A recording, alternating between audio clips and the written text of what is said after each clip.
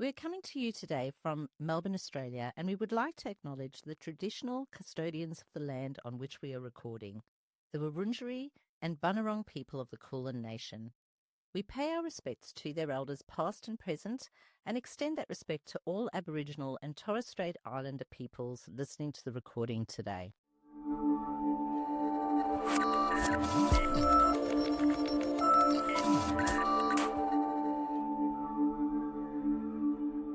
Hello and welcome to another episode of Olfactive Melbourne. I'm your co-host, Trent Stokes. And I'm Robin Stokes. Today we're really excited to have Juliette and Richard with us. They are the founders of Hart Hedi. Juliette and Richard, welcome to the show. Hello. Hi, thanks for having us. So let's kick off by just asking, when did you launch Hart Hedi? Where are you based? If you could tell us a little bit about that. Yeah, so we launched, I think the website went live June of 2024. Of course, we've been working on it for a lot longer than that. We're based in Sydney and we basically do pretty much everything out of Sydney. So we're the perfumers, we're the brand creators and the pickers and packers and pretty much everything that, is Hart Hedi. That's amazing. Can you tell us a little bit about the inspiration behind the name? Yeah, so I think originally it was this sort of heart and head approach to thinking about life and, about scent. It's, you have those heart memories and head memories, and they can be felt or imagined. And my grandmother's name was Hedi, and she had a flower shop. And I had always remembered her, my mum, and even my daughter, florists, they love working with flowers, they're gardeners, all of that type of thing. And I'm really not. And then I worked out that my love is with working with scent. And so I work with flowers in that way. So we wanted to bring her name into it as sort of like an homage to that idea.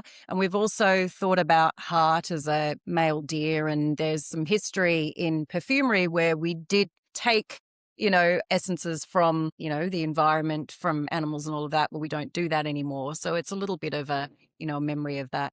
Yeah, so I guess Hart and Hedi, so heart being the emotions that fragrance evokes and head being the memories that it can trigger as well. So scent has an amazing ability to trigger memories. So this smell reminds me of this occasion or of a person or a location, all those types of things. I love that it's got a multifaceted meaning. You've, popped. Did you say it was your mother or your grandmother, Hedi? It's my Name was Hedi. grandmother. Grandmother. Yeah. Well, the funny thing is that I didn't even know that she was a florist. So I just always knew her as having a garden, and that was just her love. And we'd already started making. We'd already thought about the heart and head idea. And then my mum told me this. Mum got very nostalgic one day and she just told me this whole story. And she said, and when your grandmother had the florist and your grandfather had the flower farm, and I'm kind of going, whoa, wait, what? And then that's when it really became clear to us that we did definitely want to bring that into our name. So, yeah. Beautiful. Very, very personal significance, which is amazing. I love it. Yes, so I'm really keen to get stuck into smelling our fragrance for today. So you've actually sent us a number of fragrances, but you've sent us one in particular for the masterclass. So do you want to share with the audience which fragrance that you've sent us for the masterclass and why you've selected that particular fragrance to be featured on the show today? Yeah, sure. So we've chosen Coastal Fever. And Coastal Fever was a finalist in the Asia Perfume Awards just recently last year. So that was very exciting. We also found us having a really great reaction with people that were sharing it to around Christmas time, particularly when we moved away from the coastline, which was really interesting. Maybe they had some holidays coming up and they were thinking of the beach, but very evocative fragrance. Comes from a personal experience too of a locality, but really, I think, showcases Australian ingredients in a really interesting way and tells a really good story. So I thought this would be a good one to share with you and share with the audience. Fantastic. And there's some really interesting notes in this one. I can't wait to unpack it. But just before we do, we obviously have to go through the process of spraying the fragrance out. So Robin is going to spray out a couple of blotters for us, but she's also going to spray it onto our skin. That allows us to get a really well-rounded experience of the fragrance. For those people who've got a bit of experience with fragrance, you'd know that the fragrance appears on your skin or presents on your skin can be quite different depending on a number of factors, including your body heat, your skin chemistry, the microbiome on your skin. There's a whole range of different factors that can give you a different experience on the skin. On the blotter, very consistent. So we can have the same smell here on the blotter, but different on our skin. Now, just before we get stuck into it, what we'd love to do is explain the perfume pyramid. What we're about to experience, and I can already smell the fragrance coming through now, is we're going to be experiencing the opening notes. So for those people who might be a little bit new to perfumery, if we think about the way a perfume is constructed, it's constructed in a traditional perfume pyramid where we have our opening notes at the very top, we've got our heart notes right in the center, and we've got our base notes right at the very bottom. What we're about to smell are those opening notes. And the opening notes are actually made up of the lightest and the most volatile of the fragrance molecules. So they present in the fragrance first, we smell those first, but then they also dissipate the fastest. Typically, opening notes last for around about 15 minutes. Now, there's a lot of variability in perfumery around opening notes. Some last for longer, some last for less, but just as a little bit of a benchmark. So with that explanation in place, if you can take us through what we're actually smelling on our skin here with the opening notes. Yeah, sure thing. So, and I'll be fascinated to hear if there's much difference on each of your skins too, in terms of the way the fragrance presents itself, because we find that between ourselves quite often with the different fragrances. But Coastal Fever, really what we wanted to get is that ocean, the picture we wanted was standing on the shore of the rugged coastline of Australia, probably less of the beach, but more of a rocky kind of cliff or outcrop. And you've got that ocean spray coming up to greet you, along with the start of the Australian flora that you'll be standing around. So the big question, I guess, you got to answer is, what does the sea smell like, and try and do that in a way that is pleasant and not, if you think of seaweed and stuff like that, it's probably not so good. But what does salt air actually smell like, and what does salt smell like? And then, to get those, we're using some really interesting sort of ketones. So it's things like watermelon ketone, is a bit of violet leaf there as well, which is quite watery. And then there's that sort of trying to get that little salty edge as well. But I think the way that this is formed, I think it really does speak to the Australian coastline pretty well. I'd be interested to see what your thoughts are. So what you're talking about there in terms of that ocean breeze note, we're talking about it's an accord. So we don't go out to the sea and distill the sea and pop it into the fragrance. What we're trying to do is recreate the sense of the sea using a number of different ingredients and pulling that together to give a sense of the ocean. So, and everybody's going to do that different. So you'll have oceanic type of notes in other fragrances, but they all can smell a little bit different. And you're very right. I mean, we live not too far from the sea, and some days the sea smells beautiful. Other days, I wouldn't want it on my skin. So yeah, I think what you've captured here is the beautiful aspect of the ocean here. Now, you did say at the opening of this section that you'd like to know whether it smells different on either of our skin. So let's take the opportunity just to have a bit of a smell. So have a smell on my skin here, Robin. Okay. All right. Now let's have a smell on yours. Yeah. Yeah. It does smell different. Not dramatically, but I feel like, and it's probably not the right word to describe it, but it's a little bit deeper on your skin. Okay. I think yours is slightly sweeter. I can smell the watery sense on my skin and yours, but I feel like yours is something sweeter coming through more than on my skin, which is what normally happens between you and I. It's so fascinating how different the scent can be on different people. And it's why, if you get stopped and someone says, "What are you wearing?" and then they run out and buy it, that is going to be very different for them. But it's also what makes this whole thing so magical, is that you are going to have your own interpretation of any scent. It's a bit of alchemy in some ways, isn't it? It's combining your own skin chemistry with the fragrance. The way you wear it is unique to you. I'm also I noticed straight away actually that the scent in the air smells quite different from my hand or my skin and even the blotter. So whatever's molecules are in the air have a different scent. Yeah, absolutely. Now I keep bringing my hand up to my nose. I don't actually need to do that because it's projecting quite well, which you would expect during the opening.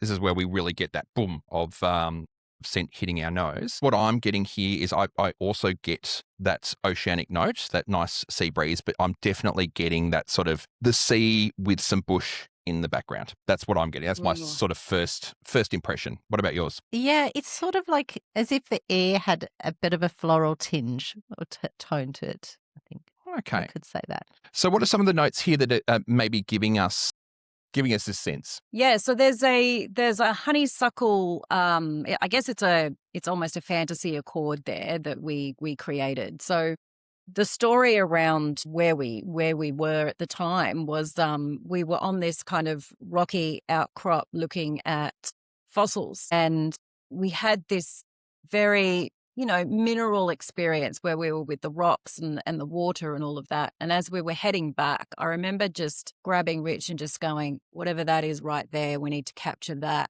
And it was the moment you just spoke of there, Robin, where there's this kind of just this floral note coming. And we looked around and there were all these honeysuckle vines, which are pretty much weeds here, but they have this beautiful sweet smell. So as you're exiting from the beach and you kind of get into that quite scrubby area where the sand is starting to get to be dirt, you'll start to see some of this like honeysuckle around there. And so we wanted that to begin. So that's where, there is that sort of, it's a sweetness, and it might be what was coming through on your skin, Trent. It's got that honey citrus kind of note to it. But yeah, that is our little kind of fantasy accord there. I just wanted to ask because, with honeysuckle, we all know it, but I haven't seen it much in perfumery. And Juliette, you mentioned it's an accord that like a fantasy note that you created. Yeah. Yeah. So tell a little bit more about how you went about doing that. Look, I had honeysuckle down the driveway at my house when I grew up, and I used to pick it, and it was interesting. You could like break the back off and suck the nectar out. Yeah. So I used to do as a kid all the time. So same as a kid. Yeah. Well, not a fun. And there is something a little bit waxy about it as well as just what you would say is honey sweetness. It's not a really deep note, I don't think. I think it's quite a light honey kind of nectar kind of aroma and flavor. So that's what we, and that's kind of what was in the air in that little microclimate that Juliette was talking about when we were just moving off the rocks and the beach into the bush. And then there's that, endemic kind of mix of Australian flora and the introduced stuff. We're going to kind of, and it's quite green at the same time. So we wanted to get a few green notes in there. So there's a little bit of green kind of part of that accord. Then there's the waxy and then sweetness as well. So is it that there's not enough juice inside of the honeysuckle to be able to extract it to use it just as it is? Is that why you create a fantasy accord, or is it because you were wanting to create the full sort of spectrum of the honeysuckle plant? I think, whenever we've looked at creating floral notes, we've generally used a natural and then supported it with a bunch of chemical isolates just to push it in the direction that we want to express. So there are some naturals that are sitting in there. And then there's some supporters as well. That's how we got that note. And it's also blending in with the Kimberley Heath, which is the Australian native ingredient that we've used in that top note as well. Is that a shrub? Is that like a bush shrub, the heath, or am I completely I've got no idea what it is. What is Kimberley Heath? I think its unromantic name is turkey bush. Okay. Kimberley Heath obviously sounds a lot better than turkey bush. And where we purchase it from, it's a First Nations gentleman that goes out and harvests it wild, and then it's distilled. So it's great that we've got that connection with the land in that ingredient. And it's a beautiful sort of sweet hay note. So it does have that kind of, the hay being a little bit kind of drier and quite aromatic. Sitting in there, I think it sits in there quite nicely as well.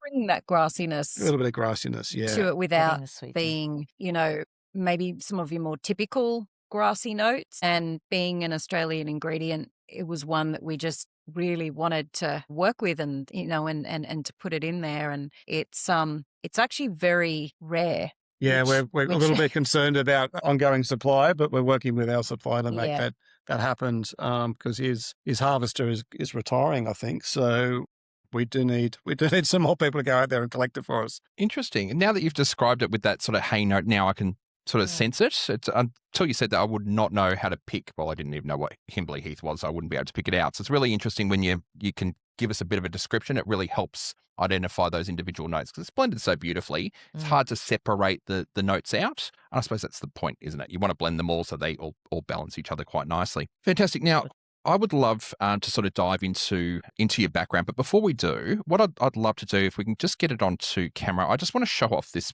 beautiful bottle and also the beautiful packaging here because honestly, it's gorgeous. Beautiful bottles. So beautifully presented. We were actually stunned when it arrived. I mean, we've obviously seen pictures, and we actually met you at the Geelong Fragrance Fair, and we did sort of experience them before, but just to see it in isolation, really beautiful bottle.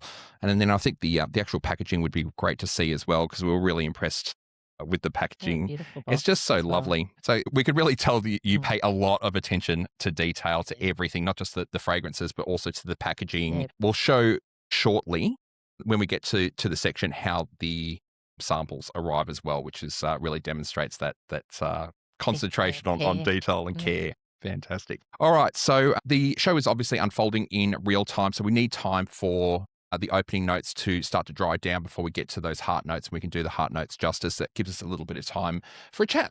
And we'd love to have a chat with you about your background. So we want to sort of go all the way back and get an understanding of where the interest in perfume sort of started.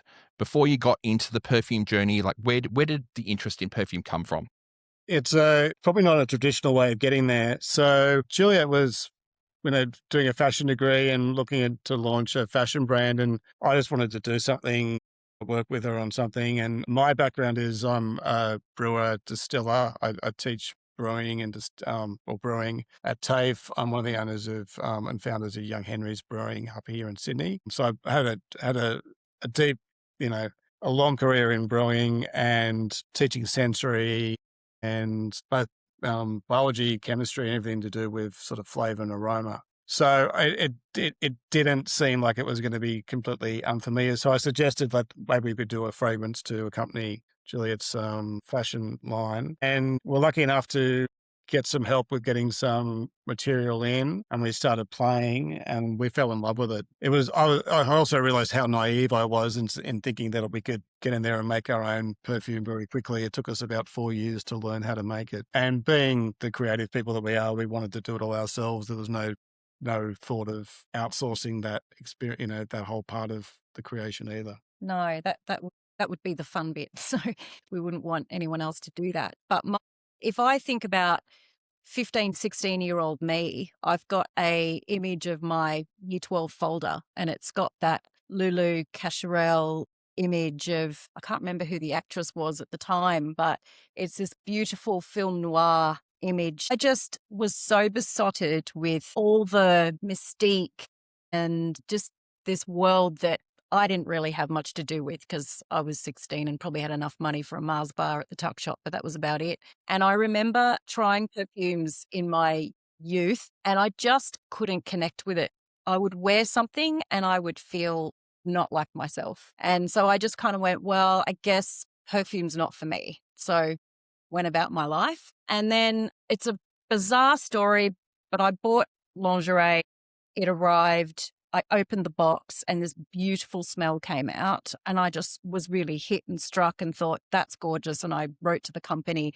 They were from New Zealand, told me the perfume, couldn't send it to me because you can't send it overseas. And of course, then if I can't have it, I've got to have it. So I had to find it here in Australia, and I won't reveal what it is because my tastes have changed a lot since then, but there was only one store in Sydney that had it. So I went and got that and I started wearing it. And for the first time in my entire life, I felt like it expressed who I was. And then I kind of thought, well, hang on, if I can do that, if I can be not really understanding it or into it and suddenly feeling like I found myself, then that could be something for another person as well. And so when we started exploring the idea, it was initially, it was going to be part of something else. But the more we did it, the more we realized, no, this is it. And this is what we're really passionate about. And I couldn't see how I could make a fashion brand work because I am so hands-on and I want to do everything. And I don't really want to have anything made elsewhere where I can't control the conditions for people. So I just thought this is something I could see that we could do it and we could do it the way we wanted to do it. So yeah, I think that's probably That's it. That's the genesis of it, at least anyway. And then I guess I've had some experience with packaging and labeling and starting companies at the very least. So, doing all the compliance and barcodes and making sure all the labeling is correct was something that I'm pretty natural with. And I read a lot of standards and I can understand that. I do sort of make sure that we're all legally compliant at Young Henry's as well, which is not something I actually would think anyone would love to do, but it's just fallen on me to do it, unfortunately. So I'm just the guy that does all that. Someone's got to do it, right? So it falls on me. But that's also the case with this that kind of made it a bit easier for us to at least get started that way as well. We've found there's a lot of synergy between the alcohol industry and the perfume industry as well. We're both originally from the alcohol industry. That's how we met, working with Carlton and United Breweries many, many, many years ago. But yeah, it's just, I guess it's probably helped us with our understanding of perfume as well. I think there is a bit of a synergy across the two.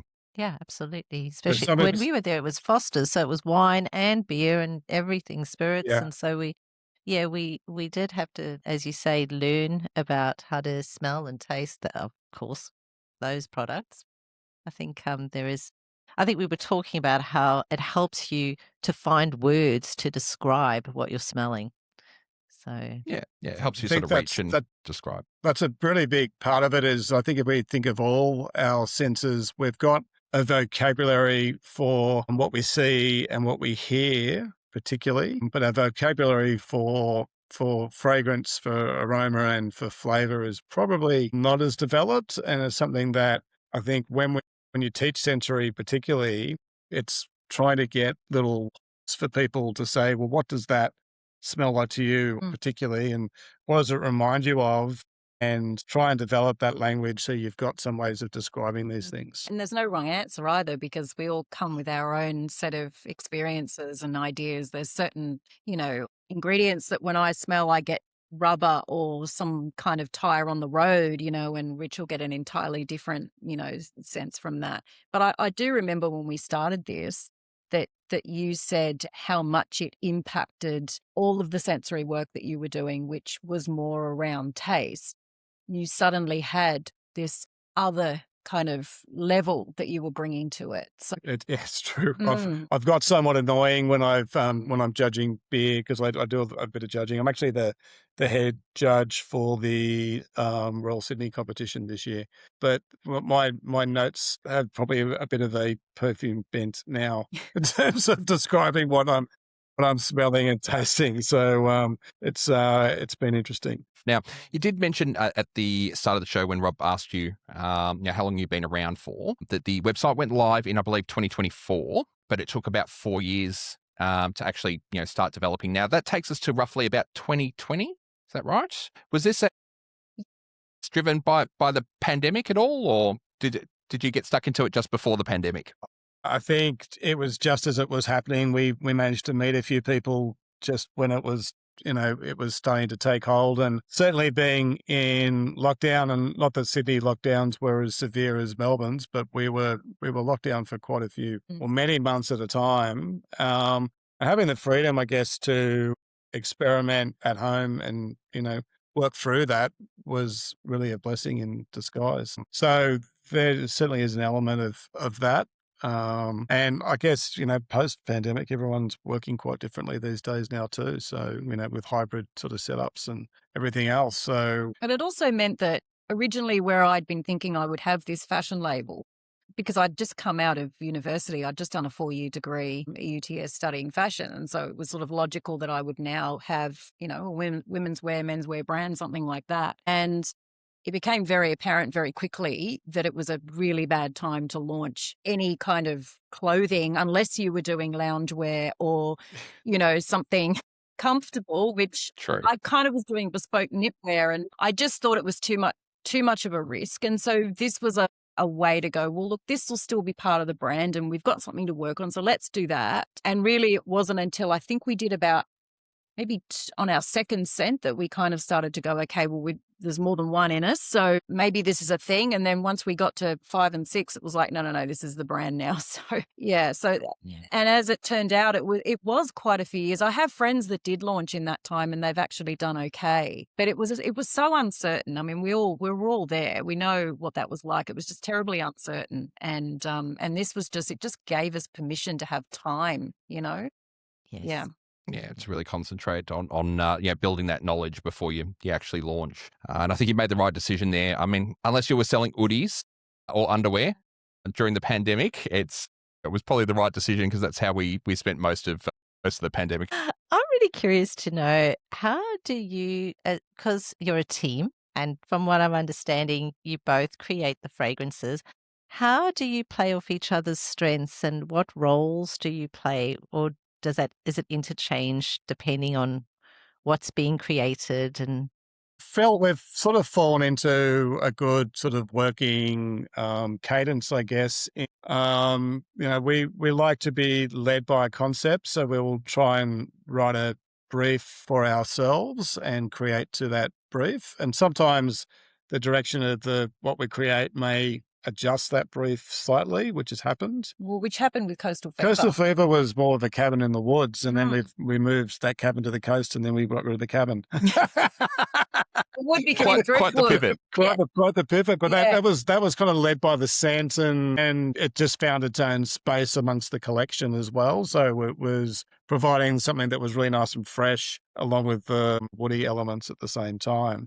But that writing of the brief will bounce ideas around for a while. And then, look, I'll start with a formulation, so throw something together. And then, we've only sort of started working with building blocks for ourselves with accords and, working that way. And we don't reuse them, do we? Like we each scent we build our own set of accords. So each scent has its own building blocks. But Juliette's the expert on the auto pipette, which is very exacting in terms of getting the number exactly right each time. So I'll be on the laptop and I'll open the each material and then say how much will go in. Juliet will put it in there, be very exacting, and then when we go back and trial them, it's quite often Juliet that will suggest broadening the palette and bringing in new ingredients. So this one in particular really didn't start to sing until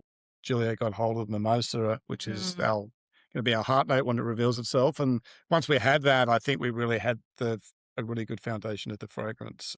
I think for me, like I'm like good at that. And also I think when we evaluate, I think we kind of work to our own strengths, and each one has completely different strengths. So I might say this needs more of whatever.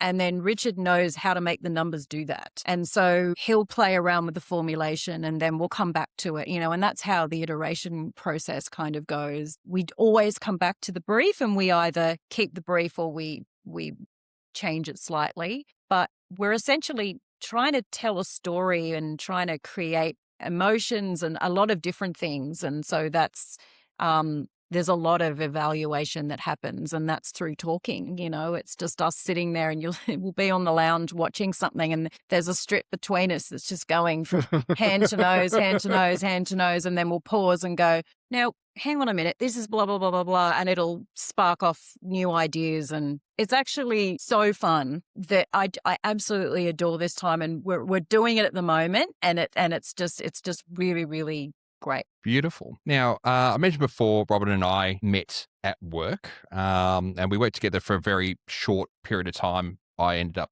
moving on from the company, and then sort of 20 plus years later, we've circled back to working with each other again on this podcast. And I think we've discovered a few things about each other that we maybe didn't know about each other despite living with each other for so long. Because working with each other and being in a relationship together, they're quite different things. But then you mingle those two things together and you can learn some interesting things about each other. So I guess my question for you is, have you discovered some things about each other that you didn't know before you actually started working on Hart Hedi together? Well, I guess in our relationship, we threw it all in, didn't we? So it's been, I think we both enjoy the creative element to it.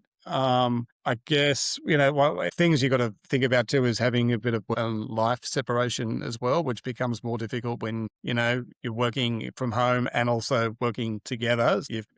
Some important is to try to put some boundaries around that is the challenge, I think. We managed to have a good turn off over the Christmas, after Christmas to have a bit of a break. But I think, definitely got a lot of admiration for Juliette and how she works and her tenacity and perfectionism as well. Like, definitely very exacting, and quality control is fantastic. And when you're making a luxury product, that's really paramount, I think, as well. And I've always loved how Richard's brain works. And so I find it fascinating to see him formulate in this way where he can take these ideas that we have and then we can create these accords. And then, because there's levels within that and then levels overall. And I think if I was doing it all myself and not having someone to bounce off, it would be well, I don't know. For me, it would be harder. I think I work very well collaboratively. So that's something I didn't completely understand about myself because I've always been a very solo creator. So I think that's what I've learned about myself. But yeah, what I'm always fascinated by is just how good he is. Well, it's been a couple of years that you've been doing this together now. It's actually been more than a couple of years and you're still getting along. So that's always a really good sign. Do you think we're ready to move on to our heart notes? So let me just run through the heart notes. So the heart notes are the core or the center of the perfume pyramid. And essentially, they are the soul or the true essence of the fragrance. So they normally reveal themselves after the top notes have started to dissipate. And they are normally things like florals or spices or aromatic herbs that give the fragrance its distinct characteristics. So they can be bridging notes as well to sort of connect or make a smooth transition between those bright top notes and the deeper, denser base notes.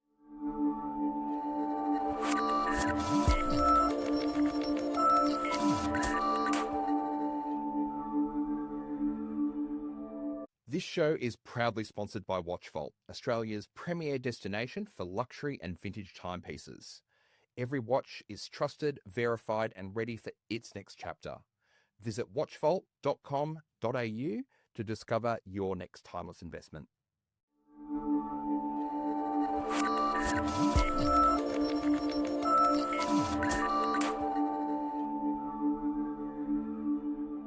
And so let's have a chat about the heart notes in Coastal Fever. So we did mention it before, but but mimosa is predominant, I think, and it transitions quite nicely from those top notes through to the heart. So a little bit of that waxy floralness, a little bit of that honeysuckle comes through with mimosa. But mimosa is Australian wattle.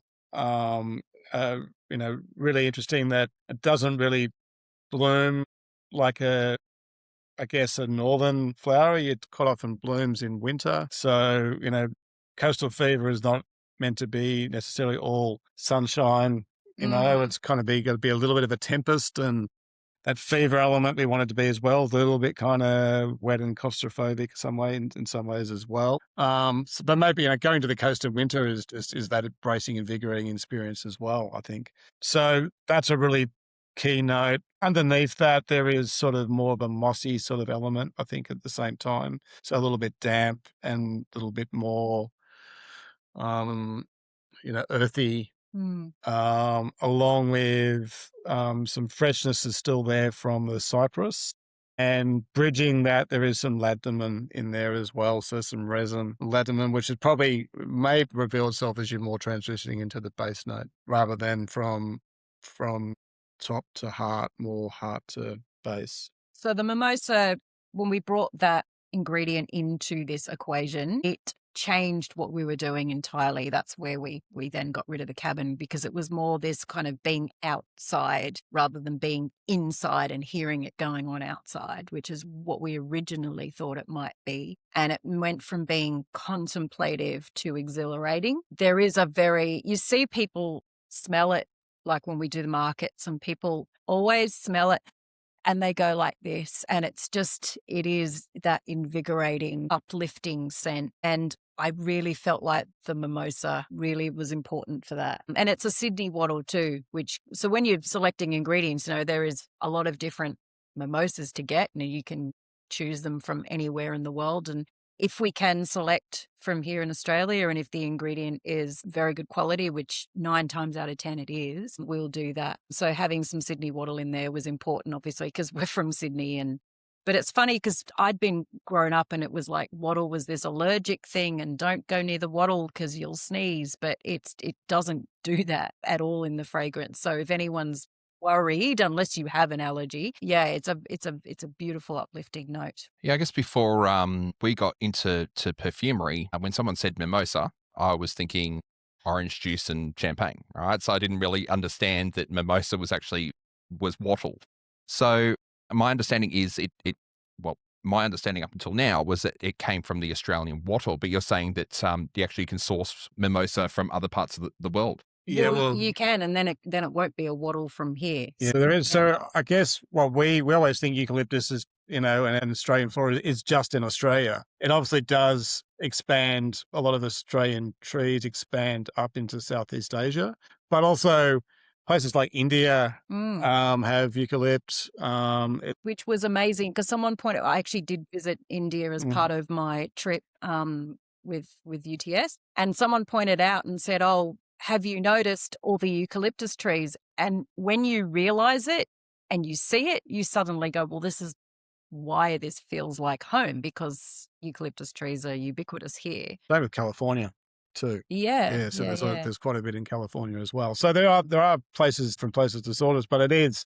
quintessentially Australian at the same time. And we talked about creating those scents during COVID. The only time we could, you could get out and do your exercise, and we were walking along the Glebe foreshore all the time, and there's some certain trees there that were really had that quintessential Australian kind of aroma. Particularly when they would remulch.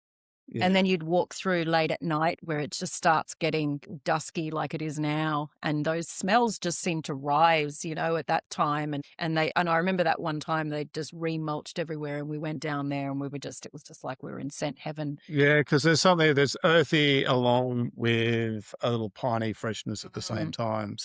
That's kind of what we wanted to have supporting the real classic floral of the mimosa. It's definitely energizing, isn't it? The mimosa. It's it's got a real brightness, upliftingness about it. I'm not sure upliftingness is a word, but I'm going to use it anyway. Yeah. I always feel like I smell a little bit of wateriness in the mimosa fragrances that I've smelled before, but it might just be what I consider like watery. I struggle with words to really describe mimosa. It could be that they brought in something like violet leaf or something into that to get those water notes, and they blend really beautifully together. There's a fair bit of ambrox in this scent as well. So ambrox being the ambergris type note, the watery, slightly animalistic, which just reminds you of the ocean at the same time.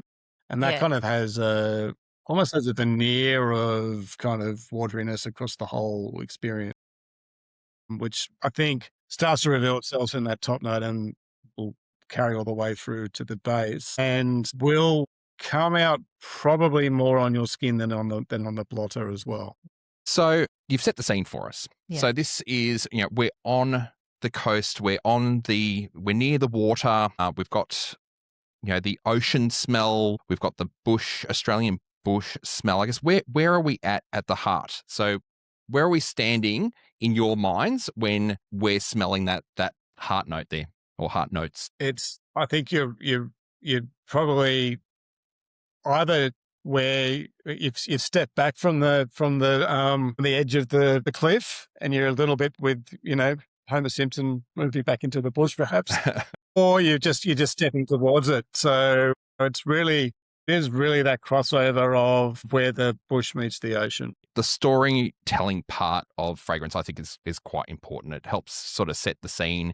Obviously, it's important to you because you are wrapping your fragrances, I guess, around storytelling and around place. Is that the way you always approach your fragrances, or is it about a place, or is it about a story, or is it a combination of both? It probably starts with a concept.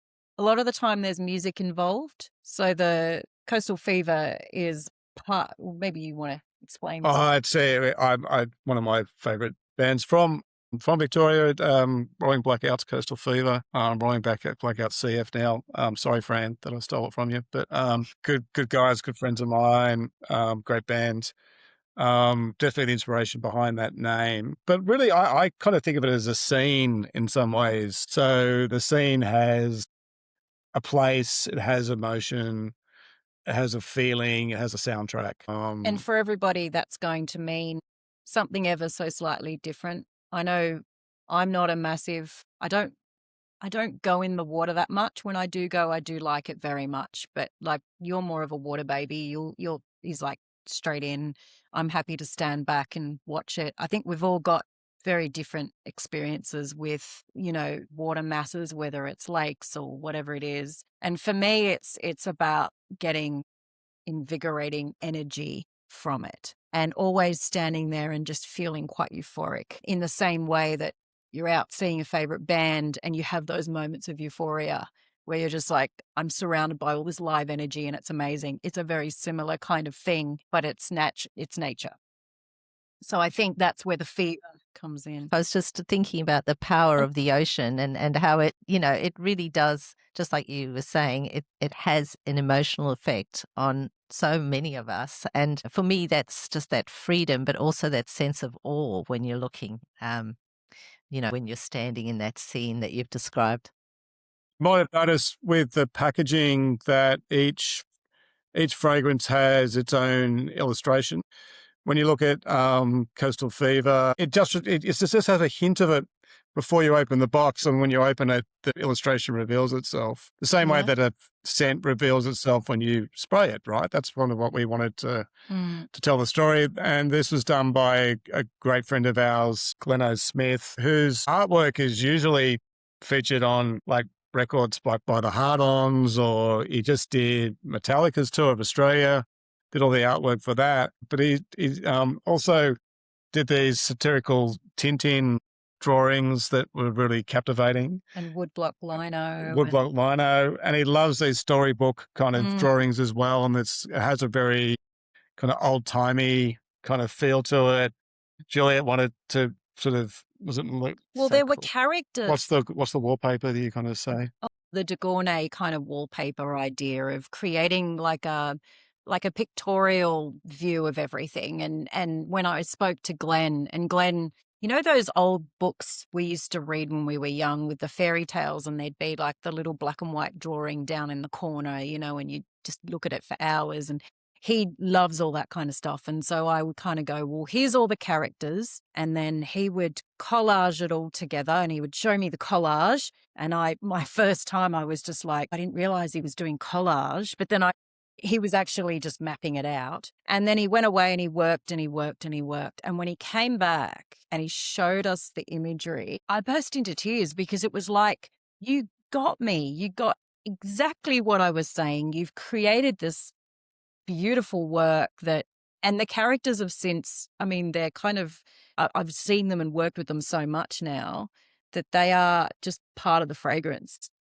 Ladies on the beach and lifesavers, but each fragrance has its own set of characters, and Glenn's just really brought that to life and made our boxes look the way they look. Yeah, but it does also feature, if you look, you have to look closely across all of them, but there is some of the flora in there as well. Oh, Right? yeah, the botanicals. So, So we told him which botanicals were in there, and they're the ones he drew. So he didn't just go, I'll just draw some flowers. Like he actually researched what was in it and then drew them. So, I mean, his attention to detail is probably even more than mine. So I just thought, this is brilliant.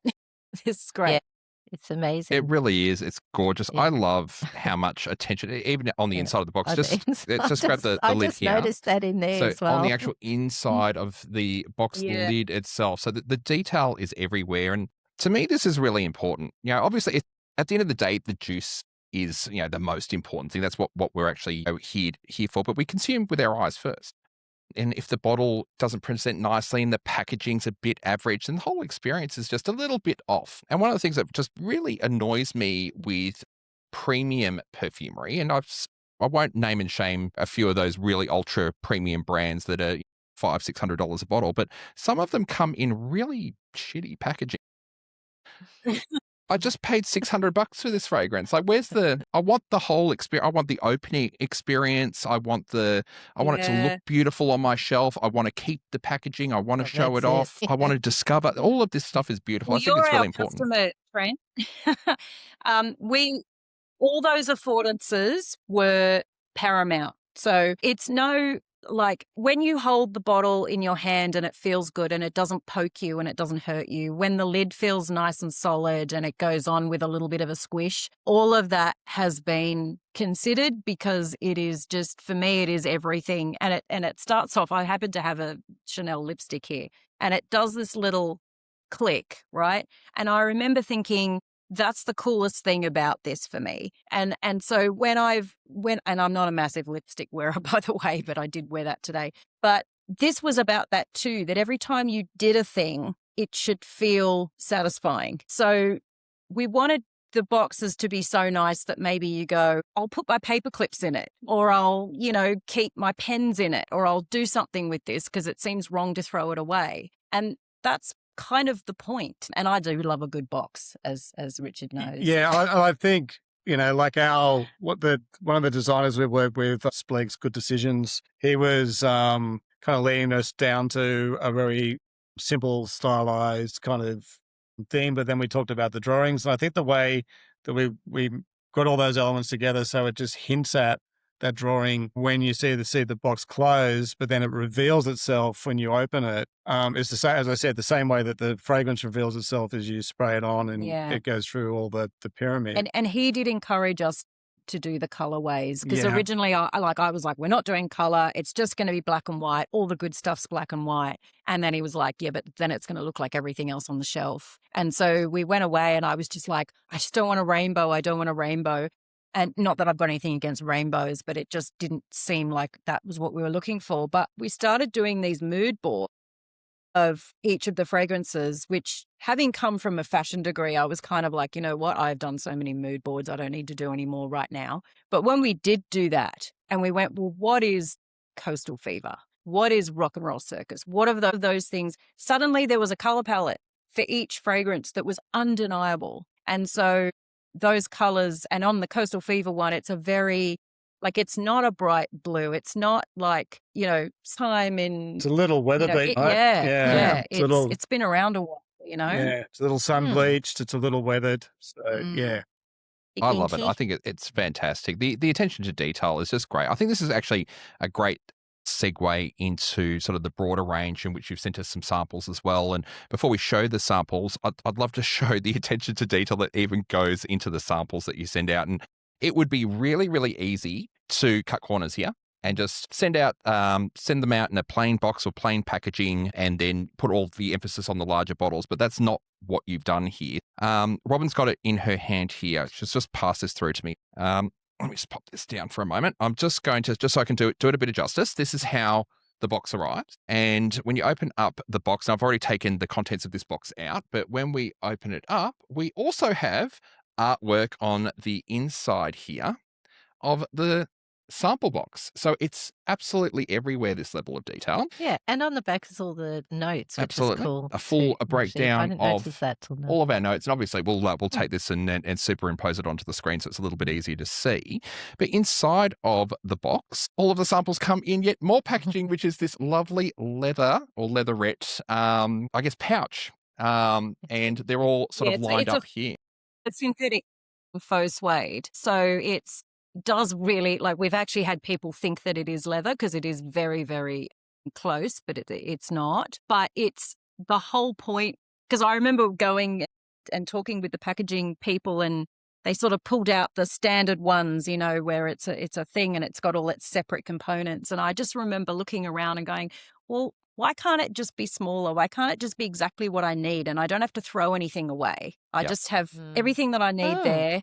There's no bits to throw, and I can, when I'm finished, reuse this because I'll put my earrings in it or whatever.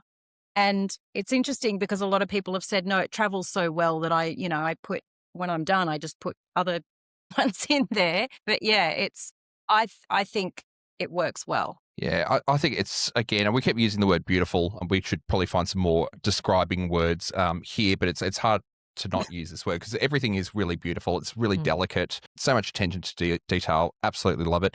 Even the sample bottles are really detailed here as well. Yeah, and I just want to say, I love the idea of being able to reuse the boxes for jewelry or whatever, pens, whatever it is that you like. Actually, I also tend to sometimes do that, but we keep a lot of our perfume boxes, and you sometimes wonder like where we're going to put them.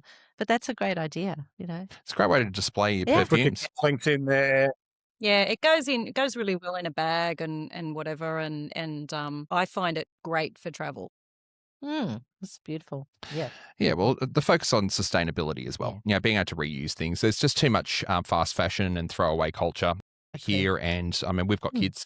We don't want our kids to grow up in a world full of junk floating all over the ocean. So we're really glad that you have that focus as well. All right, so I think it's time for us to explore the broader range. So just to explain to our viewers, we are going through the dry down in real time. The dry down between the heart notes and the base notes takes a bit longer. So we can usually expect anywhere between half an hour and an hour on average. And again, we're only talking averages here. It depends on the perfume, but we've got a bit of time here where we can actually explore the broader range. Now, you've sent us your sample pack, and we're going to leave it to you to tell us where you think we should start.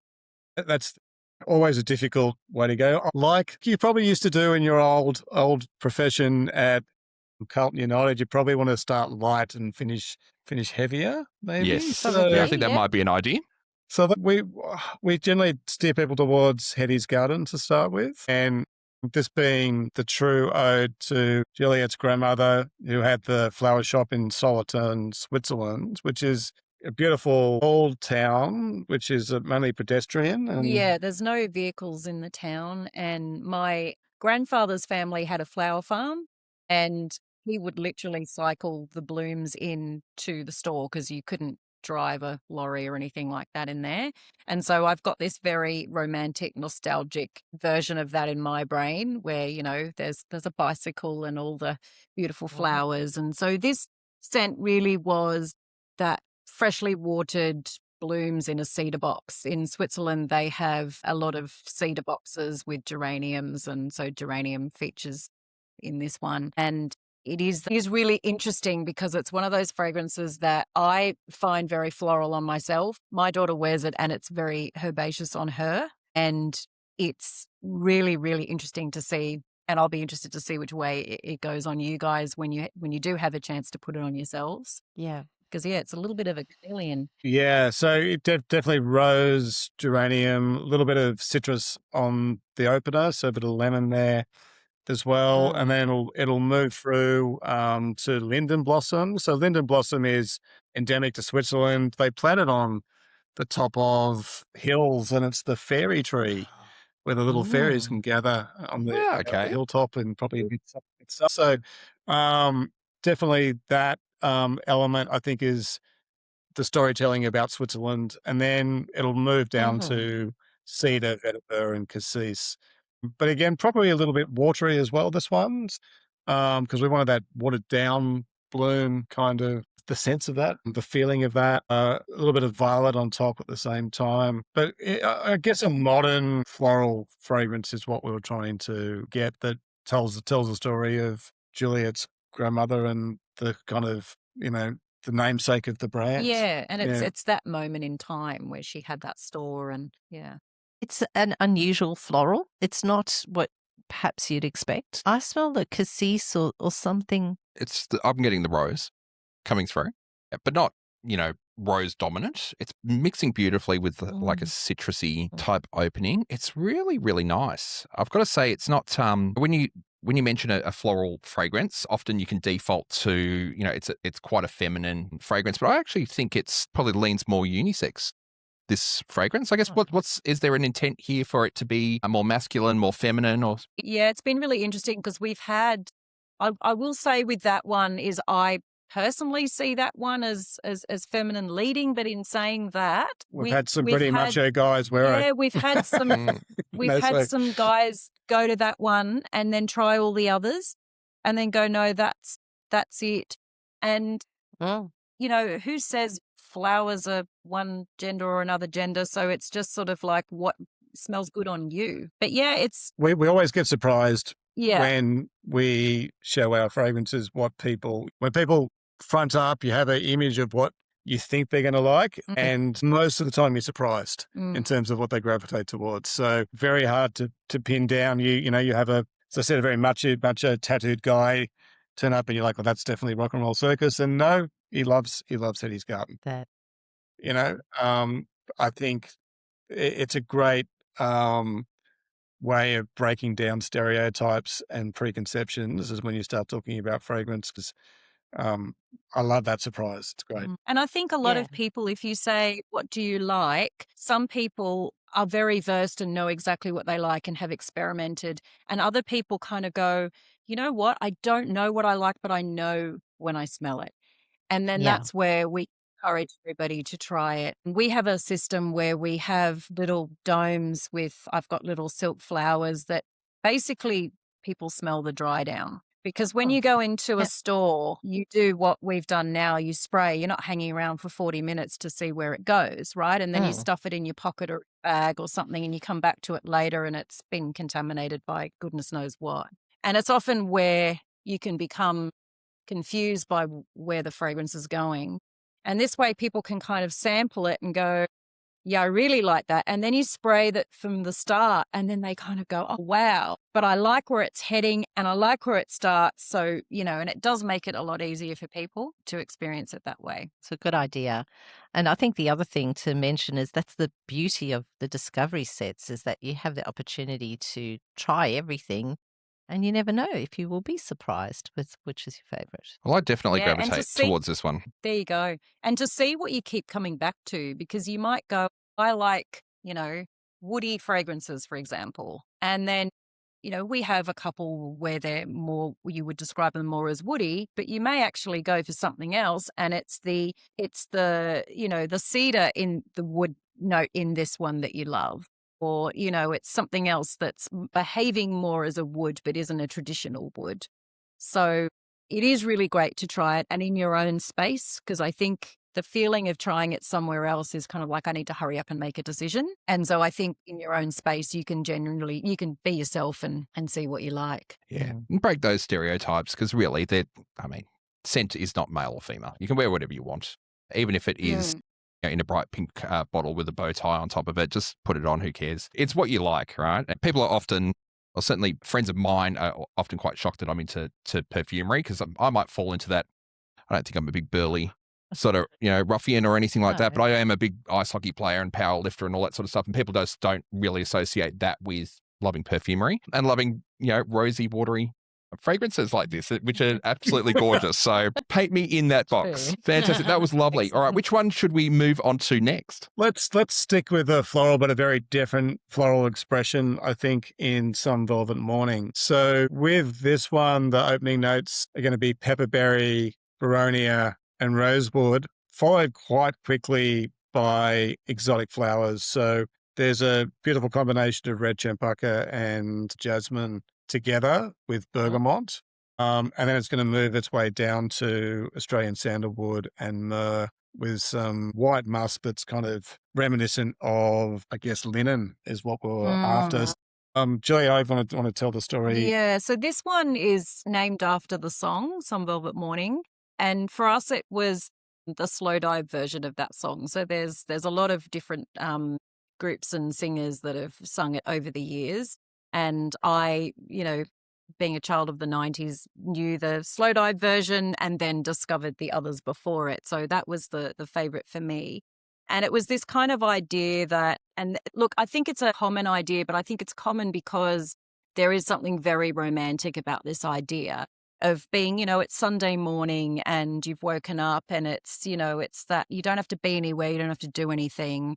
And there's this, you've got your window open slightly and the lace curtains are billowing and there's this, jasmine bush that's just kind of floating in as you're sitting there and, enjoying your morning tea or, maybe you've had a lovely night with somebody special. So it sort of is I think it's a very sensual fragrance. I wore it, so much when we started. It was my scent. I've since changed. I have a really very positive connection with this one. It's really, I haven't smelt a fragrance like this, but at the same time, the smell is very familiar. I'm having that sort of conflict. So it's a familiar scent, but without it smelling like a fragrance that I've smelt before. I'm trying to wrap my head around it. So red champaka? Sorry, am I? Yes. Yeah, it kind of looks like a magnolia flower. Like if you were to put a visual on it, it looks like a magnolia flower. The smell it just works really well with jasmine. Yeah, it's not as indolic as jasmine can be as well. So when I say indole, that's that slightly kind of like a wee smell. Yeah.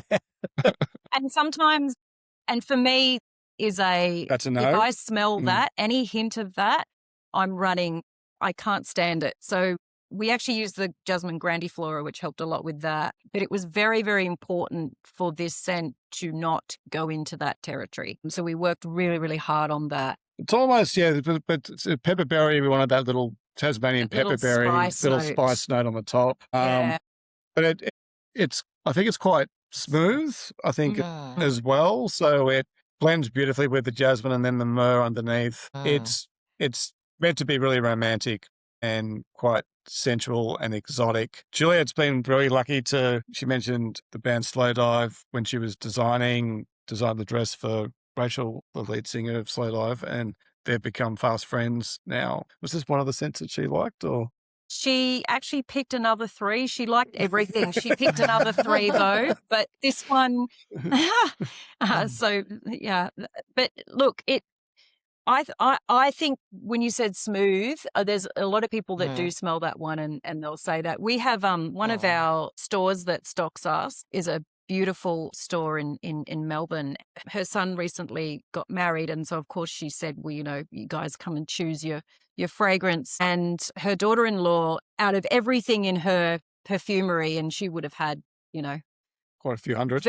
Yeah, a vast amount to choose from, actually selected Some Velvet Morning. And it, to me, is quite I can see why you would as a bride to be. So, yeah, I felt very touched that she did that. We can't blame her for liking everything because everything we've smelt so far has been absolutely gorgeous. Yeah. I've got to say, this is a bit of a romantic sort of smell. What keeps popping up in my mind as I smell this is, kissing a woman's neck. That's the image that I'm getting in my mind. I sense a bit of bubblegum. Yeah, it's beautiful. I love it. Yeah, that's really interesting. Yeah. I think with the red champaka, some people have said that's got that little bubblegum, grapey kind of note to it as well. I think the way it's combined with the pepperberry is a really interesting ingredient because it is pepper and it is berry together. Like it's in the name, so that berry-like note is kind of probably what's giving you that. So I don't think we've ever smelt a pepperberry by itself. So when you smell a pepperberry, you get a peppery berry smell. It's that You obvious. get both. Okay, You get there you go. That's right. I'm going to have to get my nose on some pepper berries to do a bit of a comparison. So this is gorgeous. This is a very romantic, sensual scent. I think you've described it really well and certainly date night worthy. That is for sure. Yeah. And we've had actually one of the last markets we went to, we had 4 men buy it for themselves. This is another one that I think you could be forgiven for thinking it was more female leading, but the men who have worn this wear it so well. I just think, at the end of the day, if jasmine's your thing, give this one a try because it's definitely worth it. And it's a different expression of jasmine, I think, as well, because of the way it's combined with the other ingredients. Yeah. Well, we're huge jasmine fans, aren't we? We've got some growing outside the kitchen window just to make sure every time we open it up, we get that scent into the kitchen. All right. So which one should we move on to next? I think cocktail hour. So we're kind of transitioning now into something that's more citrus led. So again, the concept inspired by our favorite cocktails. Our favorite cocktails are generally gin based with a little lean to vermouth as well, I guess. But you being ex-hospitality type people, I thought my friends in hospitality would be sick of smelling these aromas, and it turns out they all gravitate towards it. So whatever it's in it is what they like about their jobs in hospitality, not what they dislike, fortunately. So pink grapefruit, lime, fennel to open, moving into juniper being the main ingredient in gin, which is fresh and woody at the same time, elderflower, licorice, and then the base note being amberette and frankincense. So I guess we say it's 3 cocktails in one. Yeah. It's got a beautiful tonka bean finish, which is very creamy. Tonka bean finish, But we kind of also, we were thinking about how to present this one. It was sort of around being in a speakeasy, and there's velvet green lounges, and there's a lot of multifaceted glass around, and it's sparkling, and you'll get a bit of effervescence there, and that's sort of that idea. And absinthe fairies. The absinthe was a massive thing in Switzerland at one point, and I just had to have this notion or this capture of that idea. So we have like something that is almost aniseedy in there. We were recently in Florence and we met quite a few people from around that area, obviously, but also from Germany, and they really loved this. And I think possibly there's this fennel biscuit that my mum used to make that's just all about, it's just being at home and having this yummy, but it's really, really hard biscuit. And I think you almost get that from this. My sort of scene is a rooftop with, some festoon lighting as the sun goes down, and it's, you're just getting ready for a fun night out, and it's that fun excitement. That's what this fragrance is for me. You could probably see me grinning like a Cheshire cat here because this really does it for me. I love a boozy fragrance. I think the way you've described this is just perfect. It's like 3 cocktails in one. I think it's really important to note here as well that we go through and we describe opening notes and then heart notes and base notes like they're separate things. Our heart notes can start to come through immediately from the opening, which you absolutely do get from here. You get that juniper coming through, which gives you that sort of sense of gin, and you also get that sort of aniseedy type smell that's coming through, which, funnily enough, when you mentioned absinthe, it had reminded me of absinthe, which just happens to be my favorite alcoholic drink, which is quite random as well. I just love the ceremony. The ceremony of it. It's a drink. They call it the Van Gogh down here.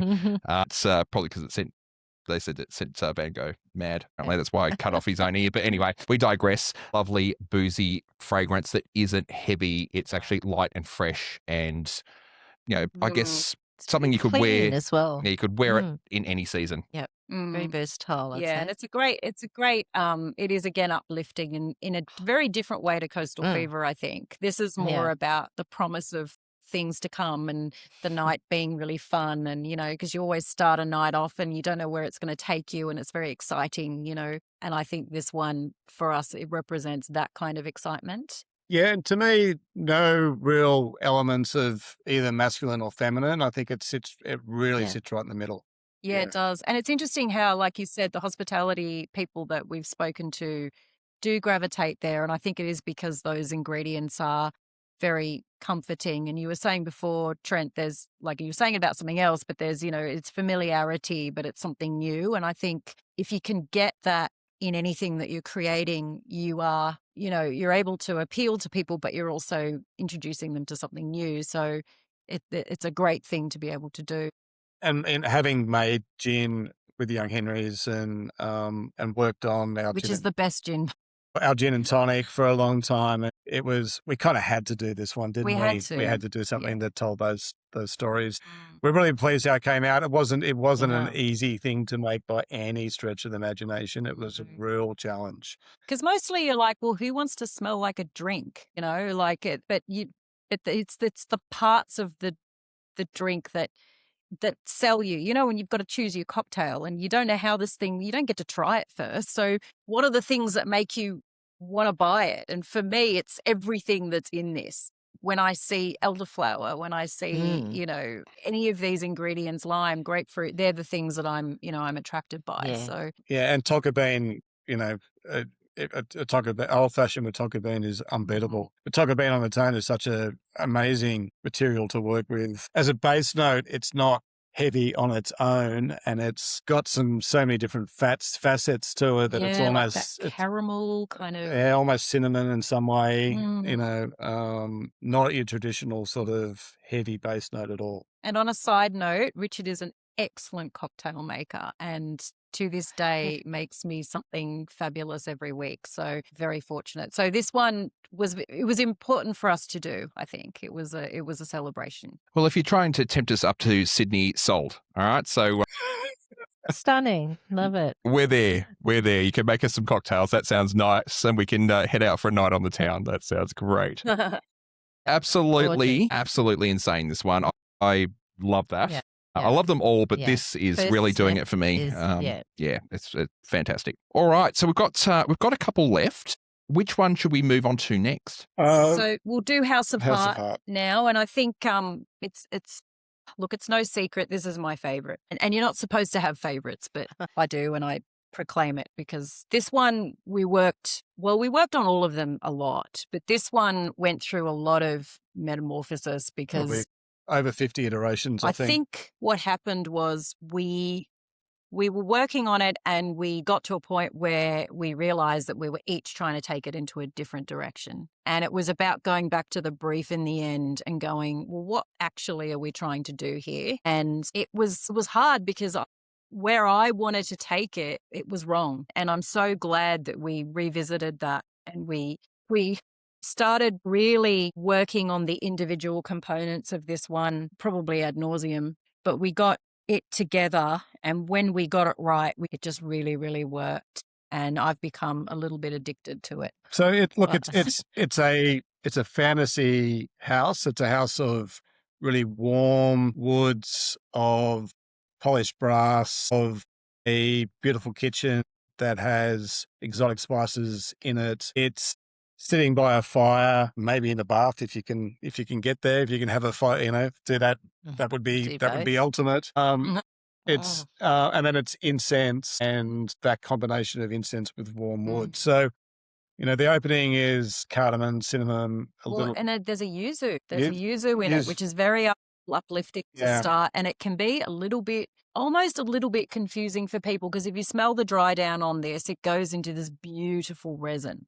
But you start with this bright yuzu, and it's just a little sparkle, and then you start getting this more familiar kind of cinnamon cardamom, and then you hopefully get a little bit of chocolate because there's cocoa in there. Yeah, and then it really starts to just settle and comfort. The floral accord is based on an Australian rose. So the Australian rose is actually a fantasy. It's a fantasy note on its own, but it's based on a material that is from a fractional distillation of tea tree, essentially, but has really rosy facets to it. It is an Australian ingredient, but it's a fractional distillation of an Australian ingredient that then inspired us to create a fantasy note, which is Australian rose. So we used it amongst other ingredients to create so we didn't just go Australian rose, done. We mixed it with other ingredients to create that accord. Has boronia. It's got boronia heart in it as well. So the boronia we used in Coastal Fever is boronia leaf. This is boronia heart, which is one of the most expensive ingredients in the world. But also used in drinks. Yeah, so it's got a lot of ionians in it. So it kind of is a booster of other material. To me, it just has a presence there that kind of makes everything lift a little more. And then it will move from there into the resin, so ladamine benzone, Sumatra, and then down to a pretty heavy water cord with sandalwoods there. And it's one that I think, for me, it's quite different on the smelling strip than when I put it on my skin. And again, I think the warmth of the skin really brings out those very warm. And for me, it's just a really comforting fragrance. And I'm the kind of person, I'm not an extrovert or anything like that. I don't know if I'm an introvert either, but I kind of go out and it's all a lot, and then I'll have that, and it's sort of like, having a little comfort for me. And I think that was kind of the point of it. That's why we called it House of Heart. It was supposed to be about all of those things around you that you keep around you because you love them. This was what this scent is. Yeah, it's comforting. I think there's so many different facets to it, but still tells a overall story. And you kind of warm spice. I have fallen in love with it. Yeah, warm spice. Ambers, resins, woods. Quite. It's a sense of it's a warming scent. I think. When I smell the strip, it's different each time. Slightly like it's almost like just on the edge of the sniff is something new popping in. It's quite complex. Yeah. Yeah. So you just want to keep going back to smell it a bit more. Yeah, very complex fragrance. Well over 50. Yeah, well over 50 ingredients in this one. It will reveal itself, over the time, minute to minute. When you wear it, it's completely different as well. I would like to wear it, but Juliette wears it exclusively, so I feel it'd be funny if you both wore the same thing all the time. Yeah, again, I think really sits in that unisex position pretty safely. Yeah, I don't think it really does. Yeah, I don't think there's anything that would, if anyone's insecure, they wouldn't go, well, I'm going to smell feminine or masculine. I don't think that's going to happen with this one particularly. It's one of those ones too, like I really love our 100ml bottles. I just like the size of them. I think I'm pretty sure I did send you guys the 100ml. Yes. Yeah, you did. Thank you. As a fragrance oxidizes, it can change slightly, as you know. And this one, for me, it's like fine wine. It just gets better and better and better as it goes down. And I'm getting to the end of my first bottle now. So I've been on that since June, and I wear it a lot, and I'm getting towards the end of it. And I'm always like, I don't know, I don't want to crack a fresh one. I really like it where it's at. So yeah, it's just, yeah, I know I'm kind of selling it here, but it is my favorite. I think it's definitely well worth selling this. This doesn't smell like any other fragrance I've ever smelt. It is very, very complex. I think it also demonstrates the importance of storytelling. Because as you took us on that journey through that comforting house, I could smell each aspect of what you were telling me as we were walking through it. So just another sort of pointer that place and story are really important facets to the perfume as well. It is an amazing, amazing scent. You definitely, if you're listening to this podcast and you're wondering, just get the sample pack, try it. You'll be sold. You don't need Juliette to sell it to you. You'll be sold yourself just from the smell. It's gorgeous. Yeah. All right, so we've got one more from the sample set to go through. We're moving on to Rock and Roll Circus. Fantastic. So, Rock and Roll Circus. Yeah. So probably no secret. This is probably something that is pretty, well, the concept is pretty familiar to us, being in Went St Peters, which is on the doorstep of Newtown and Enmore. And Young Henry's, my brewing company, has been involved with rock and roll for a long time. Pretty much everyone that is involved in the company has played rock and roll or is currently in a band, and we've done a lot of band collaborations. Juliette and I have a deep love for music, and we see a lot of live music. So we wanted to try and capture that idea of what is it like to go to a live show, to a gig. A slightly grungy, old time theatre with curtains similar to the background that you guys have there. That's the colouring around Rock and Roll Circus for us. And Yeah, so opening with cashmere hop. So hop being the traditional ingredient in beer, but very aromatic, terpenoid on its own. Cashmere hop has some sort of little bit of fruity facets to it, a little bit piney at the same time. it smells so good. It does smell great. Together doesn't it? with broom gennet, which is slightly powdery, and White floral. white floral, and Okay. gardenia being white floral as well. And then heart note moving into Australian lavender, patchouli, and tobacco, and base notes being leather, vanilla bourbon, and myrrh. So, we wanted that idea of something pretty exotic, pretty rock and roll, leather, tobacco, patchouli, 70s era rock and roll, I think. A little bit Sweaty. sweaty as well. There's a little bit of salt air there as well, like you're at the gig. So exhilarating, rock and roll, leather. We had a customer who smelt this, and she just went like this, and she said, "Oh my God, this is my grandma." And we were like, "Oh, what a rockin' lady!" And it was probably the patchouli. The patchouli in there, I think, has that 70s free spirit vibe about it. Yeah, a little bit, and pretty animalistic too. I think that the leather in there is someone said it's leather with manners. I think it's quite growly. A couple of people have said, if I smell this on that guy, I've just got to go find out who it is. My son that's his fragrance, loves it. I love when you wear. I've tried wearing it, and the lavender note comes out on me, which is really nice, and it feels good, but I love it on him so much that it's sort of like the House of Hart thing where, you kind of want me to wear it and I want you to wear that one. And Yeah. Yeah, so I wear this a lot. I tend to go between Coastal Fever and Rock and Roll Circus depending on my mood and what we're kind of up to, I guess. But this is definitely my going out fragrance. Yeah, I mean, you described it as pretty rock and roll. It's very rock and roll. This is sort of, for me, I mean, we're based in Victoria, but for our Victorians, this is Espy in St Kilda, pre-renovation, rocking it out. Someone smoking a cigarette before they banned smoking inside. Yeah, I played at the SB back in the 90s. So I used to play in a rock band, and we played with Vicar and Linda Ball as the headliner. Before them was Brody Bunch Chainsaw Massacre. Being the SB, you'd have all facets of music presented in the one night. It wasn't like it was ever themed. It was, we're cutting between some amazing artists there. Yeah, I think it's that. I think Fitzroy, particularly now, might be the Nightcat or something like that, would be a good capture of this one. For us, it's the Enmore Theatre. Yeah, another haunt from 20 years ago, the Nightcat, for sure. It's got a certain person that likes that one, and when they love it, absolutely love it.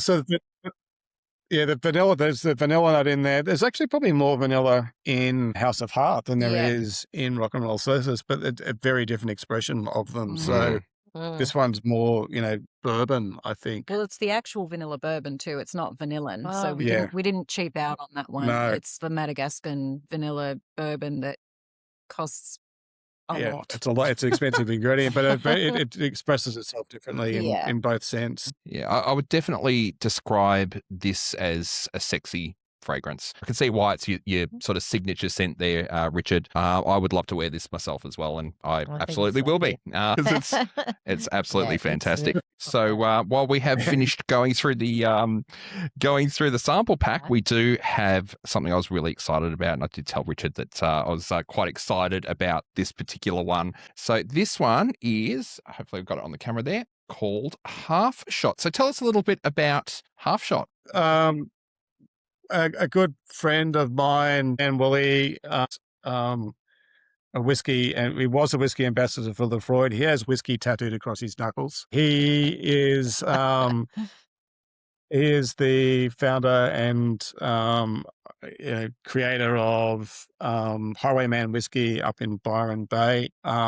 He wanted to create a whiskey-inspired fragrance. Came to us and said, "Look, I love what you do. Can we work on something together?" We thought it was a fantastic challenge to try and create something that was whiskey-inspired. We didn't want it to necessarily smell exactly like whiskey, but tell the story of what whiskey can be, and it's got so many different facets to it on its own. So we wanted to capture what we think are the exciting parts of whiskey.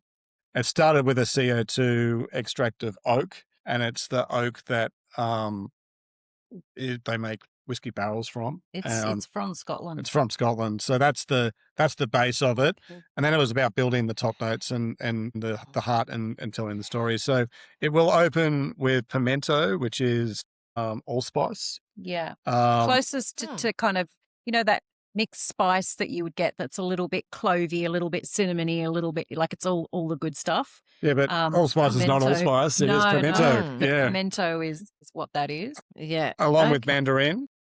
So beautiful mandarin opening. And then into the heart was bran wheat, licorice, tobacco, a little bit of cypriol as well.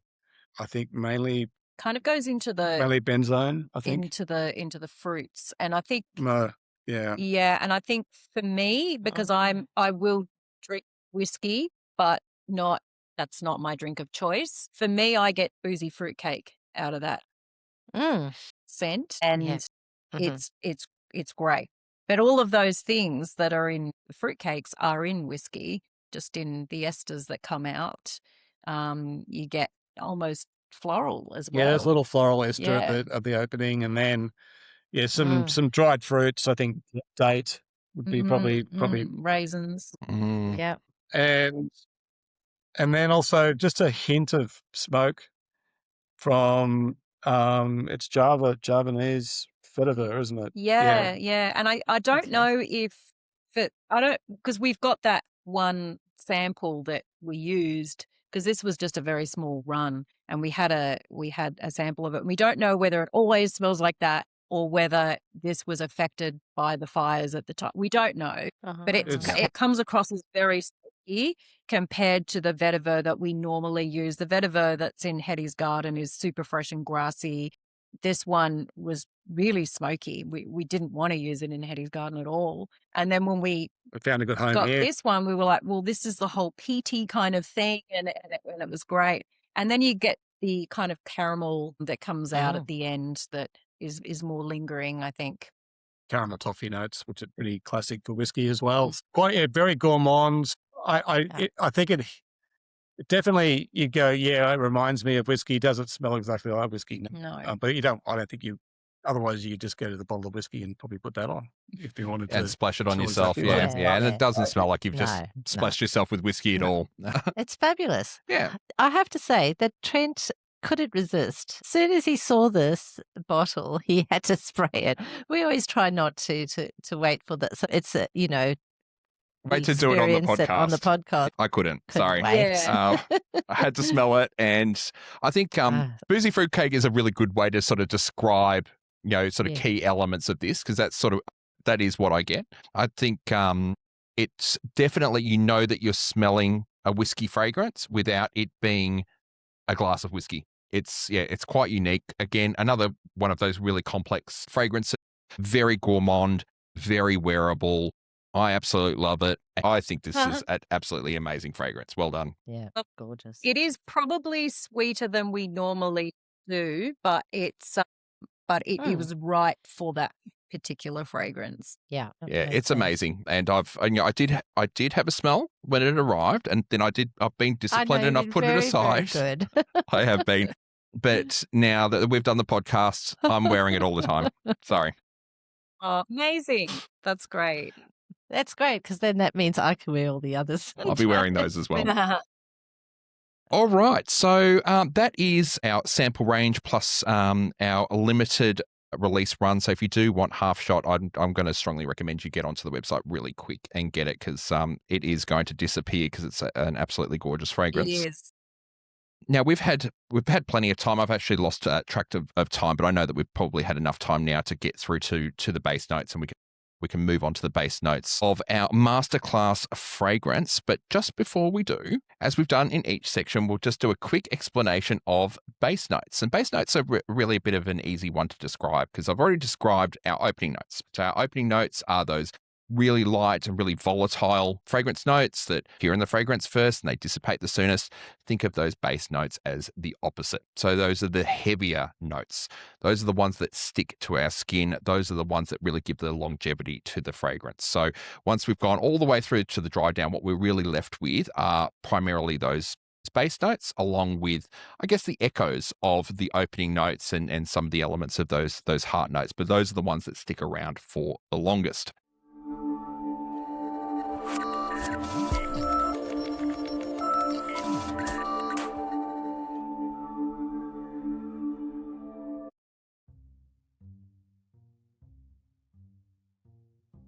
This edition of Olfactive Melbourne is proudly sponsored by Silver Australia. Silver Australia design and shape their jewellery in their studio in Melbourne, and they're pleased to offer Olfactive Melbourne customers 20% off when you use the code MASA20.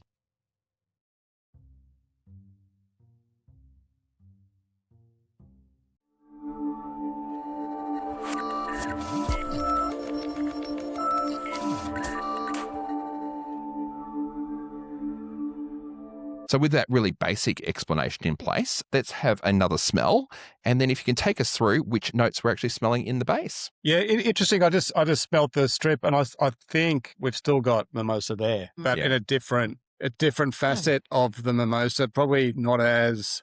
It's definitely not as dominating. It's broader. It's still got the floral component to it. What I love about the base note here is it's still telling a fresh story, even though it's about wood. So, there's some really nice terpenoid notes there. It's a complex bunch of woods that we chose. So, wood from the northern sandalwood, which is known as false sandalwood, sometimes described as false sandalwood, but we chose it because it was a different expression of sandalwood. It's and still classically Australian, along with a little hint of agar. So I wouldn't say it's definitely not the heavy oud that you get from Middle Eastern fragrances at all, but has an agar element to it. So it's more of just a hint of that, along with the other. There's blue and white cypress in there as well. The other wood. So yeah, complex wood that is still fresh, I think, and probably getting a little bit drier. So we probably lost some of that watery note, but it's telling the story of the woods around you. So because there's so much wood in there, it would be a woody fragrance. But when you spray that at the start, you could be forgiven for thinking it was a fresh ocean floral. But then you can see on the dry down, you can really appreciate those beautiful woods that will stay with you. Yeah, I can definitely smell on Trent the cedar wood, and it smells really lovely. For me, I think I haven't quite got there yet, and it's still. Yeah, it's evolved a bit more on my evolving a skin because bit. I'm running a bit hotter than you are, obviously. But I can sort of smell the journey that we're on. So we've started on the beach in front of the ocean. Then we've moved away from the ocean a little bit to where the bush has started. And now we've progressed a little bit further into the bushland there, which is where we're getting our sort of woody notes from. So, absolutely. You've taken us on a journey through this fragrance. Now, one of the things that we've absolutely noticed as we've gone through not only this fragrance, but all of the others from the sample pack there is just the prevalence of Australian ingredients all the way through. So we've had the Australian mimosa. We've had the what was it called again? Was it the Heath? It wasn't the Turkey Bush, was it? We gave it the glamorous. That's right. So the Kimberley Heath. We've got the northern sandalwood. We've had the Tasmanian pepperberry. We've had a whole range of these Australian notes all the way through. Is that particularly important to the philosophy that you have in terms of how you compose your fragrances? Look, I think we wanted to do it in a way that showcased Australian ingredients without them necessarily being front and center, and blending it with ingredients from around the world. I think being a modern Australian perfume company, it would be remiss of us not to use Australian ingredients because we have so much good material to use, number one. So it's just part of who we are as Australians. It would be wrong not to use Australian ingredients. I've always thought that, and it's the same approach I took with Young Henry's, that we were going to use Australian hops and Australian malt. But it's not that it's all about Australian ingredients. It's just that we're using Australian ingredients because that's the best way to tell the story. They're more prevalent in some of the scents than others, but they're throughout them. I think if you talk about cocktail hour, you wouldn't say, well, that's a lemon myrtle dominated scent, but there's lemon myrtle in there. Yep. Same way that, the lavender in cocktail hour is Australian or Tasmanian lavender, which is its own genus now. It split from the French lavender that they first planted down there and has now recognized it's its own particular strain of lavender, and it's got its own facets. It's really beautiful. Got its own facets to it. And when we got it, it was just incredible. It's like, man, that is the best lavender that we could use in this scent. So that's the philosophy behind it. Is we should just use it as a natural part of our perfumery organ that we have of ingredients to use, because why would you not? And we are proud of what we have here in Australia. So you're using the right note to tell the story, but where the option is there to tell that note with an Australian note, that's the one you'll select. So rather than a French lavender, you'll use an Australian lavender. Rather than a Indian sandalwood, you'll use an Australian one. Yeah, we're not opposed to using French lavender, but in this particular case, well, for Rock and Roll Circus, it made a lot of sense to use it. So yeah, I think it's what you said before about it telling the story. Where it's from tells its story, doesn't it? So, and it allows us to support what's happening here in this country. If, the farmers are harvesting this for use and we're getting it elsewhere, then it's kind of a shame not to use it here. So we do want to support the people that do a really difficult job and a really highly specialized job. It's an ancient land that we're on, and we have to acknowledge the traditional custodians of the land that have given us this gift of super aromatic ingredients that are just incredible as well. So we definitely like to acknowledge the traditional custodians of the land that we're from, and also where all these ingredients are from. It's we're very lucky. Yeah. And it's such an amazing opportunity for, consumers, not just in Australia, but everywhere, to understand a little bit more about, our Australian ingredients. Some of them I'm learning about for the first time, and I live here. So, it's just a great opportunity for people to have something unique and different, and and look, enjoy it. we have been a supplier of sandalwood. Australia has been a supplier of sandalwood for perfumery for a long time. That's somewhat under threat in Western Australia, and we really need to be protective of that and that industry as well.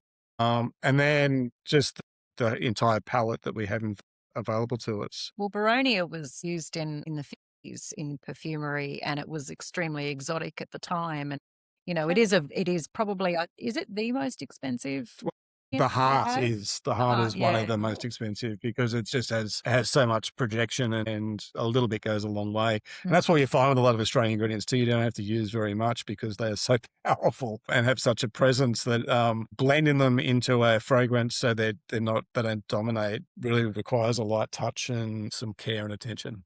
Richard, I think that's a really nice little segue into things that some consumers like to focus on, which is projection, which is sillage, and longevity. So in terms of coastal fever and projection, because we're talking about the fragrance, but we really haven't communicated how much it's projecting here. What kind of projection can the average consumer sort of expect, understanding that there are variables pending people's skin and a whole range of other factors? Yeah, look, I don't think any of the fragrances that we create are beast mode room fillers. I think there's a mode in sort of some of modern perfumery that is desirable, and we kind of don't like that in many ways. So I think it's not skin personal. I think it definitely projects a few meters. So, people are going to be aware that you're wearing a fragrance. That's for sure. But I don't think it's ever going to lean into the offensive category that it's like, oh wow, that's too much. Even if you sprayed a lot of it on yourself, I don't think you're ever going to get to the point that it's offensively strong. That's not what we're about. At the same time, you kind of want to know that you're wearing something that's exciting fragrance too. Like if I wear it, well, if I wear it for an evening, 100% it's there by the end of the evening. If I wear it during the day, I wouldn't really need to top up, but you know how you get a bit nose blind after a while to your own self? I might do it for myself, but I don't need to. And I can pick up clothing that I might have worn lightly and I'll put it back into the wardrobe and then I'll pull it out again and I'll go, well, there's House of Hart on that one. Yeah.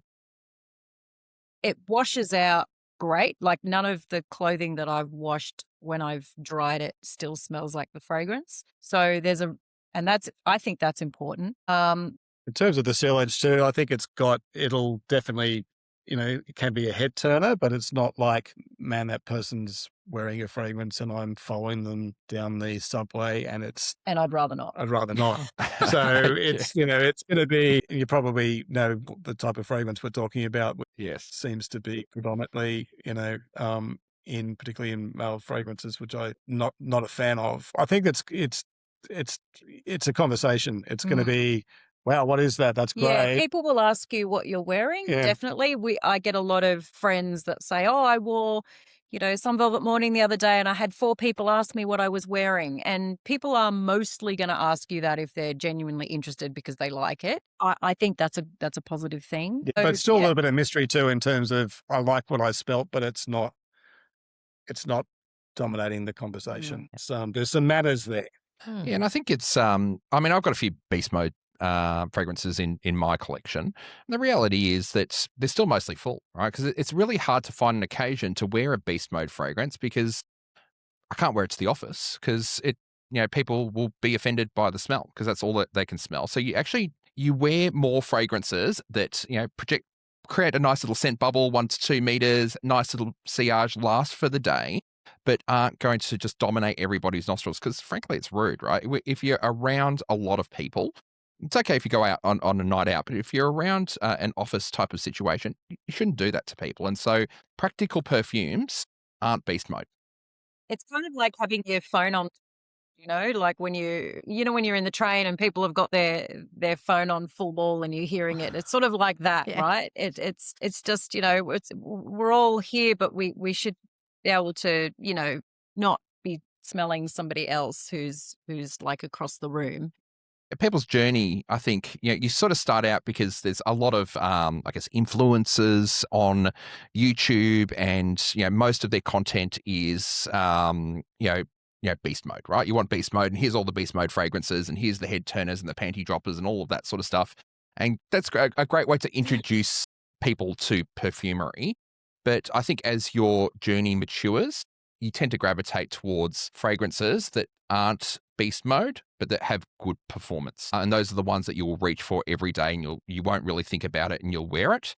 And those beast mode fragrances, they'll gather dust because you'll have an occasion every now and again in which you can actually wear them. Yeah, honestly, I feel that those are fairly easy to make. Like if we wanted to load up with dihydromercenol and brentbrosinide, you get a beast mode fragrance pretty quickly that is going to have a dominated room. Subtlety, storytelling, and a conversation is kind of what we want to create, I think. Yeah, that's beautiful. I like that. Well, absolutely beautiful fragrance. We highly recommend that you get your nose on this one, along with the rest of the range. Yeah. They're all beautiful. They're all unique. As you mentioned before, none of them smell like each other, but also none of them smell like anything else. So they're all very, very unique, very creative. Many of them are quite complex and all of them are very, very wearable in, across many seasons and in lots of different situations. So absolutely, absolutely beautiful. Yeah, I've really enjoyed rediscovering them because we have smelt them, but it was a long time ago. And when I think about it now, on that day, we smelt so many things. It's just really nice to take the time and dive in. Fantastic. So before we sort of wrap up, I think it's really important to sort of touch on something that you mentioned very lightly at the opening of this interview, and that was around being compliant. So I guess this is sort of an area that you've fallen into, to Richard, and you do a great job of making sure that you comply. And when we say compliant, I guess that means IFRA standards. But from our research on your brand and talking to you last year at the Geelong Fragrance Fair, we know that you've got a real focus on non-toxic, skin-safe formulations. Why is that important to you? Look, it was something that we really explored from the outset. I was hyperallergic as a kid. So, it's important. And it's also very important for Juliette that everything, she just had confidence it was going to be safe, number one. And, I think there's a lot of nonsense out there in terms of, and fear-mongering, I think, too, around fragrance. I really detest this idea of clean because it means nothing. And I think, we don't use these things. Well, a lot of those things that people are using, like nitro masks, like they've been banned since it's kind of insane that people need to sell their product by scaring you away from other products. So, the best route, and I think you've had other people on your show that talk about this, is that IFRA are very much the precautionary standard. They have ruled out a lot of things on findings that are even just hinting at toxicity. They're not even like definitely, toxic, but just hint. There's that there may be something here. They just rule that out completely. I actually like working with constraints in terms of creativity. I think it really pushes you as an artist, and that it makes the formulation a lot more tricky. But I enjoy that challenge. So I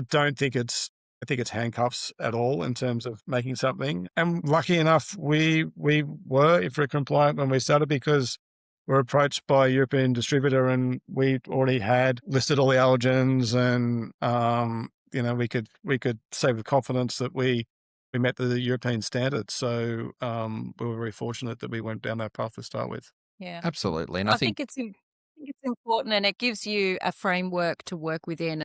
Richard was talking about constraints, and there's something really exciting about being free within a framework. I think I teach design, and one of the things that we do is give our students constraints, because if you don't, it's just very overwhelming and you can do anything you like, but you don't really know what you like. And it, in some cases, has helped us to know where to start with an ingredient. I don't even know how many ingredients we have at this point because it's so many. They're all completely different. They all work differently. And, we made the mistake when we first started of using one of our ingredients that was supposed to be divided by 1,000. So it was supposed to be diluted. Sorry, not divided, diluted by 1,000. The leather in Rock and Roll Circus, I think we put in 1% to start with. And I think what it ended up being was 0.001 in the concentrate. So that one smelled like a cowshed. Yeah. We have a box that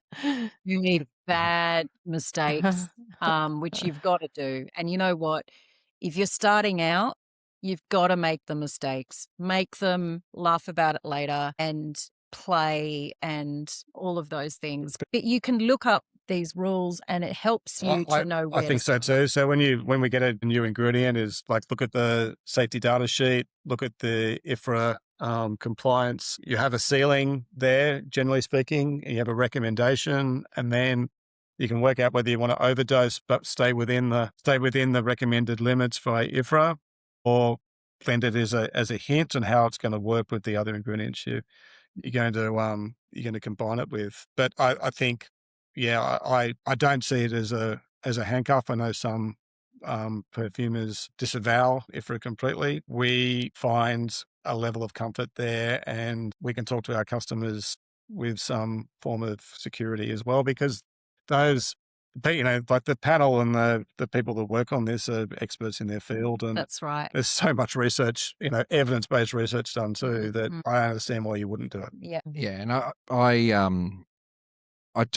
sort of understand why people might want to buck the trend of using IFRA, because it is, it does restrict you a little bit, but it does provide that certainty to your customers. The research has been done, and it makes sure that you're not putting anything on your skin that might cause irritation, that might be hormone disrupting, might cause some sort of health issue. And our strongest recommendation is that you only purchase perfumes that are IFRA compliant, just to make sure that you're safe. The word, I think it's worth saying, sorry, Trent, I think it's worth saying too that that doesn't rule out sensitivities either. So people can No. be sensitive to particular ingredients. We Or have allergies to them. or have allergies to Yeah. them. We list the 20, if they got one of the 24, if they're in there, we list them on the website in the box. I think the new European standard, which comes into effect middle of this year, and we need to be compliant within a couple of years, has expanded that greatly. So the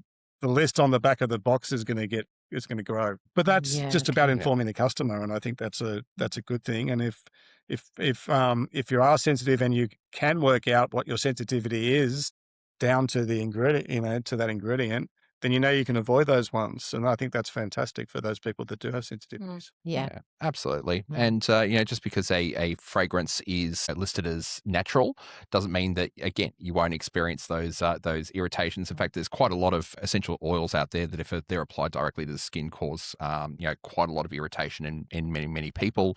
There are dangerous naturals, there are dangerous synthetics, there are safe synthetics, and there are safe naturals. The best thing to do is to operate within the framework of IFRA and then work out what your sensitivities are. It's like that era where they used to say that lollies were fat free, and it was like, well, yeah, it's sort of putting this extra marketing information there that makes you then question everything else. It's but look, most people are trying to do what's right, and they will be confused by what's around. So as a consumer, we've got the internet at our fingertips. We can get good information. If it is important to you, do some research, and it's not too hard to do it these days. We are very, very fortunate, but do know that we are definitely following those guidelines, and they are the framework of what we do. Absolutely. And I mean, we're big fans of natural perfumery as well. We love natural perfumes, but we love the natural perfumes that aren't selling themselves on because somebody else's perfume is dangerous. It's because the artistry within the bottle of that perfume speaks for itself, right? So you're going to be a very clever perfumer to get something amazing out of naturals. That is hard. a real chance, enough. I think. And well done to those people that have done great jobs with that. We use a combination Absolutely. of all different ingredients, and people will often say, "Oh, are you all natural?" It's like, well, no, we're not. We then have to explain why that is. And most people will listen, and most people will understand that. Interesting. When we were in Europe, like most people in the field thought we were natural forward, which I guess we are, but no way are we natural only. Yeah, absolutely. And that there's room in the market for everybody, but we agree with you. If the basis of your marketing campaign is that synthetic perfumes are dangerous and that's how you sell your perfume, you're lying to the public and you're selling it on a false premise. And we're not big fans of that either. So, so we're really glad that you're transparent. We did notice that on your website as well, that you notice you list all of the allergens, and that transparency is really important to you. So is environmental sustainability, which is why all of your packaging is reusable. It's made of recyclable materials. We actually think that the social responsibility around the brand, the attention to detail, along with the quality of the product, just makes it absolutely outstanding. And if you haven't discovered Hart Hedi, you absolutely should. Definitely jump onto the website and purchase the sample pack. Now, if somebody wanted to do that, what website would they go to? Harthedi.com is the best place to go. And the Discovery set, we've got, I think there's an offer there too for a discount on a full-size bottle if you purchase the Discovery set. They'll get a discount to then use on whichever full size that they would like to purchase. It doesn't matter which they choose. They'll get the same discount on that, which just, means at the end of the day, if you're going to buy the full-size bottle anyway, it's a great way to start with that Discovery set, and then you've got it there for travel as well. So yeah, we had a lovely experience. We've run into some ladies that bought our Discovery set, and I said, "Oh, have you found your favourite yet?" And they said, "No, we haven't. We love them all." And they were still going 6 months later with the same set, and they said, "No, I just pick out a different one for each day, and I'm just going to work out which one, and I'll just come to the next market and get it then." Yeah, they're lasting. They might even buy the Discovery set again, so they keep those. So they could have them all. Yep. Why not if it works? If it works for you. So now this is a pretty easy website to remember, but just in case you missed it, on the screen right now we have got the Hart Hedi website rolling across your screen. In case you missed it, you're not in a position to watch this on YouTube. Obviously, we're also on Spotify and on Apple Music. We'll embed a link directly into the description so you can easily find it. We'll also have a profile on Hart and Hedi and Richard and Juliette on our website. There will be a direct link from our website straight back to the Hart and Hedi website as well. So lots and lots of ways to actually find it. And flashing up on your screen right now is a QR code. If you scan that QR code with your phone, it'll take you to our website where you'll be able to easily find more information. Yeah. And so, Richard and Juliette, we were chatting before and you were saying that you had a very busy year last year. We'd also like to know what's coming up. What have you got planned for the next little while? Well, there's a few things happening. So we have access to a beautiful space here in Sydney, and we'll be doing a event, but probably with some other perfumers. Yeah, it's sort of an expression outside of just smelling. So it's sort of an idea of celebrating scent. That's going to be in March. We'll send you the details and share it on our social media as well. We're currently working on another limited release. This one's not a collaboration though, so we're just we've got a little inspiration that we've had bubbling away for a while, and we're just on iteration 2 of that. It was something we wanted to do like right from the start, and then it sort of went on the back burner, and we keep kind of bringing it up, and then it goes away, and then we just felt really inspired to do it. But new materials too, so new ingredients. Very new materials. Which is exciting to us. And then there is another collaboration that we had a spark from conversation late last year, which we're hoping to come into fruition. So a few new things in the middle of the year. So yeah, there will be some new stuff coming out from Hart and Hedi. Probably some more overseas travel for us as well. Yeah, so we're in Dubai now, and we're in Germany and Italy, and we just can't believe that. It's just so amazing. Pretty wild. Wow, congratulations. Yeah, so hopefully no doubt we'll be back in Florence again. Yeah, for we're super grants. excited that we get to do that. That's going to be like a bit of a yearly thing now. Yeah, as long as they have us back, we'll see you turning up. So yeah, more new fragrances, more of the same. Yeah, hopefully just more people experiencing our brand and our fragrances. And hopefully we can get down to Melbourne at some stage. Maybe if there's another fragrance fair that happens again, that would be amazing. Fingers crossed. Geelong Fragrance Fair will come back in some way, shape or form. Claire did an amazing job with that. And we loved it. Exciting to be with all those other Australian perfumers. And it really opens up a door for all of us who do a job that's probably quite isolating and a little bit, not lonely, but it's not like you go out and hang out with other perfumers. But when we went down there, we did, and we didn't necessarily just talk about scent, but it was just lovely to be in this really creative environment and find your friends, and someone understands what you do, and it was just great. And meet people like yourselves too. And fans, people that love fragrance, and have collections way bigger than what I could even imagine. But yeah. So more of that, please. That would be fantastic. Well, word on the street is it will be back. Yes. So as soon as the dates of that are announced, we'll share this on the podcast as well. I will certainly be heading back. We found that the fair was amazing as well, and you're right, Claire has done an absolutely amazing job. I think more people will be coming together to make the event this year even bigger. So if you're in Victoria, or even if you're anywhere in Australia and you're a really big perfume fan, I'd recommend sort of coming down and making plans to visit Geelong. You'll spend all day there, you spend all weekend there, and you still will have things to smell. So fantastic, and really great to hear that you're spreading beyond the Australian borders. It means that our listeners in Europe and in the Middle East will also be able to access your perfumes as well, which is absolutely wonderful. Often it can be a little bit difficult to ship these things overseas. Yeah. And due to that Geelong Fair, we ended up actually meeting Susie when we were in both Florence and did we meet her in London? I don't know that we did, but we met her in Florence, and she was one of the guest speakers at the fragrance fair, but via Zoom. So it's actually opened up doors internationally for certainly for us. So it's been amazing. Wonderful. Fantastic. Well, Yeah. we look forward to seeing you in person, either in Melbourne or when we come up to New South Wales to experience some of these wonderful cocktails that we've been promised. These cocktails, But yeah. Fantastic. No, thank you so much for joining us on the show today, Juliette and Richard. It's been a real pleasure to experience the Hart Hedi brand, to go all the way through not only Coastal Fever and do that masterclass, which is a real privilege, but to experience the broader range and really understand the stories that sit behind the fragrance, because it is really important to experience both. Yeah, thank you so much. I've really enjoyed talking to you both and learning so much and just experiencing this amazing range.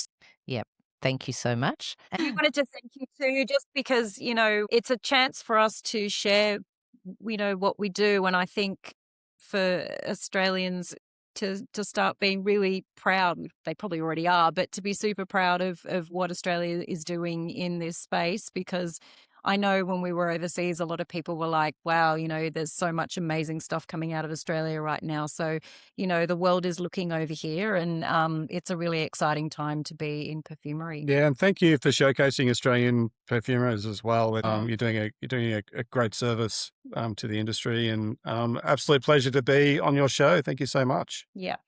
Thank you. That's very kind to say. And I know that we both appreciate that feedback so much. And that's the reason why we're doing it, because we love Australian perfume, and we want more people to love it too and know more about it.